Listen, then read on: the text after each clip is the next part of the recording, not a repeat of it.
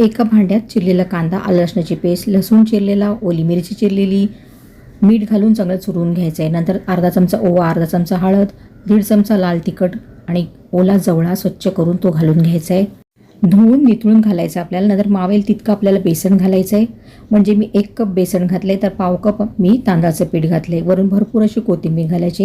याच्यात गरम मसालासुद्धा घालायचा अर्धा चमचा आणि कोकमाचा आगळ घालायचा आंबटपणासाठी 1 चमचा आणि आपल्याला हे वडे गरम तेलामध्ये शालो फ्राय करून घ्यायचे आहेत. नंतर आपल्याला थोडंसं मिश्रण उरले ना, त्याच्यात काय करायचं आहे, त्याच्यात आपल्याला 1 टोमॅटो बारीक चिरून घालायचा आहे आणि त्याच्यात थोडंसं पाणी घालून आपल्याला याचे असे पोळे करून घ्यायचे आहेत. अतिशय सुंदर लागतात. कोलमाचे वडे तुम्ही असे चमच्यानेसुद्धा घालून घेऊ शकता. तर आता मी याच्यात टोमॅटो घातला आहे, थोडंसं पाणी घातलं आहे आणि पातळसर करून आपल्याला याचे पोळे काढून घ्यायचे. त्याचे 2 पोळे झालेले आहेत. तर मस्तपैकी खरपूस लागतात. तर या पद्धतीने नक्की ट्राय करा. Thanks for